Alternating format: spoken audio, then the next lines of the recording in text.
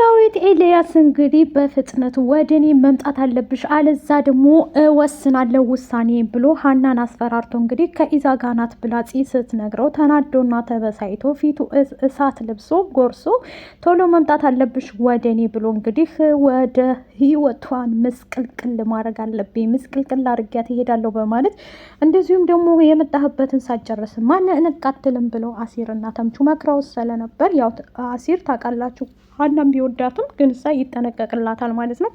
አሁን ላይ ደግሞ ተናዶና ተበሳይቶ እንግዲህ ለሌላ ሰው አሳልፌ ልስጣት እያለ የሆዱን ምጋርጎ ይዞታል ማለት ነው። ኖላዊትም ደግሞ ግራ ገብቶታል። ፋኖሴም ደግሞ እንደዚሁ ፍቅር ውስጥ ነው ያለችው ማለት ነው። በነገራችን ላይ እነሱ ተዋደውና ተፋቅረዋል ማለት ነው። ሌላ ነገር ምንም የላቸውም። ሰላም ጤና ይስጥልኝ ውድ ቤተሰቦቼ፣ ለቻናል አዲስ ከሆናችሁ ላይክ፣ ሼር፣ ሰብስክራይብ ማድረግን አትርሱ ማለት ነው። ዛሬ ይዤላችሁ የመጣሁት እንደተለመደው ኖላዊቶች ናቸው ማለት ነው። የወይዘሮ ሜላት መታሰር በየቀኑ እየጨመረ እንጂ እየቀነሰ አልመጣም። ወይዘሮ ሜላት እንግዲህ በየቀኑ እንደዚህ የሆነችው እየረዘመባት ነው። ሁል ጊዜ ልጆቿ እየሄዱ ትፈታለች እያሉ የቻሉትን ያህል እየሞከሩ ነበር። ሜሮን ቤት እንግዲህ ሰላምና ሀኒ ሂደው ያገኙት ግን የገጠማቸው ሌላ ነገር ነው። እዛ ቤት ውስጥ የቀጠረችው ከዚህ በፊት እርግብ የሚያፈቅርላት ልጅ ነበረ። እሱም ደግሞ ታደሰ እኔማ በፍጹም በብር አልገዛሽም፣ ራሴን ችግር ውስጥ አልከትም እባክሽን ይላታል። እሷም ደግሞ ጠቅም ያለ ብር ከፍልሃለሁ፣ አንተ እኔ ቤት መሆን አለብህ፣ እኔ ደግሞ ውጭ መሆን አለብኝ፣ ሰው እየፈለገኝ ስለሆነ ትለዋለች። እሱም ደግሞ እሺ ብሎ በስንት መከራ ታሳምነውና እዛ ቤት ውስጥ ቁጭ ልላታል። ሰላምና ሀኒ ሲመጡ ማንም ሰው የለ ብለህ ትመልሳለህ። የመጣ ሄደው ሲጠይቅህ ከዚህ ቤት ውስጥ እኔን አሳልፈህ እንዲሰጠኝ አልፈልግም እያለ ትነግረዋለች። በዚህ ሰዓት ላይ እንግዲህ ሁሉም ነገር ምስቅልቅል ከማለቱ የተነሳ ወይዘሪት ሰላምና ሀና ተናደው እዛ ቤት ውስጥ እየተናደዱም ሆነ እየተበሳጩ ምን ብናደርግ ነው ይህን ያህል እያሉ ገፈታትረህ ያስወጣሃል ለምንድን ነው ብለው እነሱም ደግሞ ወደዛው ይሄዳሉ። በዚህ ሰዓት ላይ ሀናና ሰላምም እንዴ ሰላምዬ አንቺ እኮ እንደዚህ ማናገር አልነበረብሽም፣ በስርዓት አናግረን ወደ ቤት መሄድ ነበረብን ትላታለች። ሀና ትንሽ የተረጋጋችና ደርባባ ስለሆነች ነገሮቹን ለማስተካከል ብላ በእንደዚህ በችኩል እኮ ሰላምዬ የሚሆን ነገር የለም ተረጋግተን ማናገር አለብን ብለው ድጋሚ ያንኳኩና በሩን ይከፍትላቸዋል። ማናችሁ ምንድናችሁ እያለ ያወራቸዋል ማለት ነው። እርግብ በዚህ ሰዓት ላይ እስር ቤት ነው ያለችው። ወይዘሮ ፋኖሴም ደግሞ ልጠይቃት እሷ ብቻ ስለሆነች አብራት ከጎኗ ያለችው በደስታዋም ባዘኗም ጊዜ ሌላ ሰው የላትም። ወይዘሮ እንትና ባዩሽ ነበረ፣ እሷም ደግሞ ሞታለች። አሁን ላይ ያለቻት ፋኖሴ ብቻ ስለሆነች ኖላዊትም እየጠየቀቻት ይህን ያህልማ ተቀራርባችኋል ማለት ነው፣ ቤቱ ወስዶኝ አንድ ልጅ መጣብን ትላታለች። ማን ነው እሱ ምንድን ነው እያለ ትጠይቃለች። እሱማ ብታዩ ምን የሚመስል ልጅ መሰለሽ፣ ጨብራራ ልጅ ነው። እሷም ትጠረጥርና ምን አይነት ነው የሆነ አጠር ያለ ዘርዬ ትላለች። ከዛ ዘሪሁን ነው እያለች ተምቹ እንግዲህ የዛን ሰዓት ኖላዊትና ፋኖሴ ጊዜ በሚያሳልፉበት ሰዓት ላይ በስንት ጊዜው ሂዶ ነበር ማለት ነው። እሷም ደንግጣ እንግዲህ እንዴ ዘርዬ ከየት መጣ ምናምን እያለች ትተዋወቃላችሁ እንዴ እርግብ እንዴት እስከዛሬ አልነገርሽኝም? አዎ እንተዋወቃለን። መታሰሬን እንዴት እዚህ ቆይ እንዴት ሳይጠይቅሽ ስትላት እዚህ መታሰሬን ስላላወቀ ነው እንጂ ቢያውቅ ኖሮማ እስካሁን ቁጭ አይልም ነበር፣ መጥቶ ይጠይቀኛል ትላለች እርግብም።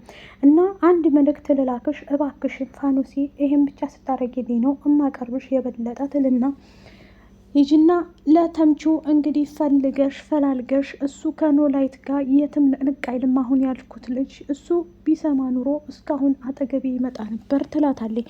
እና በፍጥነት ቶሎ ብለሽ መጠየቅ አለብሽ፣ እኔ የታሰርኩበትን ቦታ እባክሽን አሳየው ትላታለች ማለት ነው። ፋኖሴም ደግሞ እሺ ቆይ ትንሽ እናውራ እንጂ እሺ በቃ እነግረዋለሁ። አይ በፍጹም እንድታወሪኝ አልፈልግም፣ ሂጂና ለኖላዊት ጋር ታገኘዋለሽ፣ ልጁን ፈላልገሽ እኔ መታሰሬን እንዲነግሪው ብትነግሪው ኖሮ እስካሁን ይመጣ ነበር፣ እኔ በምን አውቃለሁ እንደምትገናኙ ትልና እሷም እየሮጠ የጭንቀቷን ትሄዳለች።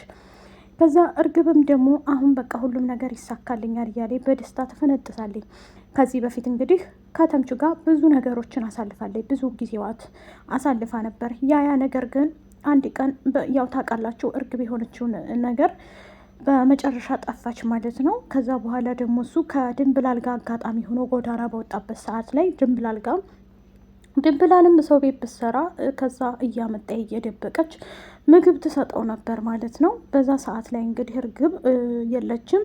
ድንብላልም ደግሞ ያው እኛ ሴቶች ትንሽ ልባችን እንትን ይላል መሰለኝ በዛው ፍቅር ያዛት ማለት ነው። ከተምቹ ፍቅር ይዞኛል በማለት እንግዲህ ያለቀሰችና ስራዋንም መስራት አቅቷት በዛ ላይ ብዙ ጭንቅቶች ተነባብረውባት ስላለ ተምቹም ተዛ ሰፈር ከአሲር ጋር ጠፍተው ስለነበሩ የት እንዳሉ አይታወቁም ነበረ። አሁን ላይ ግን ሁሉም ነገር ተስተካክሎላቸው አሲርና ተምቹ ወደ ቤታቸው ለመመለስ ጥረት እያደረጉ ነበር፣ ግን ተደብቀው ነው ያሉት ማለት ነው። ሀና አለፈች። ስራ መስራት አለባችሁ። በነገራችን ላይ አሲርና ተምቹ ቁጭ ማለት የለባችሁም። ስራችሁን ጠንቅቃችሁ ስሩ። ከመንገድ ተነሱ እንዴ፣ ተስተካከሉ። ሁሌ ሲጋራና መጠጥ አያዋጣም። ተምቹም እየዘፈነ እየጨፈረ እንግዲህ አሲርም ቁጭ ብሎ በሀሳብ ጭልጥ ይላል። እረ ጓደኛዬ ሀሳብማ እንደዚህ አይግባህ እንዴ ያልካሴት በጀት ትመጣለች እያለ ያጽናናዋል። እሷ በነገራችን ላይ ጥፋተኛይቱ ሀና ሳትሆን አሲር ነው። አሲር እንግዲህ እስካሁን አልጠየቃትም ማለት ነው። ቢጠይቃት ኖሮ ይሄ ሁሉ አይፈጠርበትም ማለት ነው። እያንዳንዱ ነገር እንግዲህ እንትን ብሎበታል ማለት ነው ውዶቼ። በነገራችን ላይ ተነባብሮበታል። ነገሮች ሁሉ ድንብርብር ስላሉበት ምንም ማድረግ ስላልቻለ ይሄ ሁሉ ነገር እንግዲህ እየተፈጠረበት ያለው በአሲር ላይ ቢነግራት፣ ቀስ ብሎ ቢያወራት፣ እውነቱን ቢናገር ጥሩ ነበረ። እሱ ግን በፍጹም ሊናገር አልቻለም ማለት ነው። ይሄ ነገር እንግዲህ እንትን እንዳለ እንደቀጠለበት እሱም ተናዶና ተበሳይቶ አለ ማለት ነው። እንትናም ኤልያስም ደግሞ እንግዲህ ከእንትና ጋር ነው ያለው። እሷ ናት በመጀመሪያ ማምጥታ ሀና ጓደኛ እንዳላት ኢዛና አፍቅራለች በማለት የነገረችው። እሱ ግን የሚያውቀውም የሰማውም ነገር አልነበረም ማለት ነው። ምክንያቱም ማንም የነገረው ሰው የለም ማለት ነው።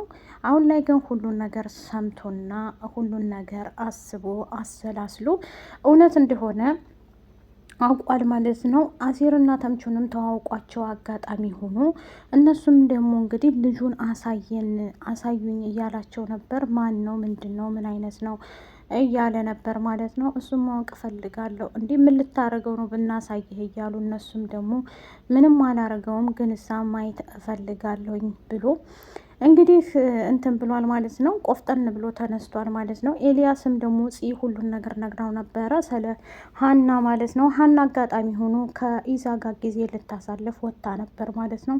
በፍጥነት እፈልግሻለሁ፣ ሌላ ነገር የምፈልገው ነገር የለኝም፣ አፍጥኝው እኔ ጋር ትመጫለሽ ወይስ ደግሞ ከኔ ጋር ይቅርብሽ በማለት እንግዲህ ግራ ተጋብተው ነበር ማለት ነው።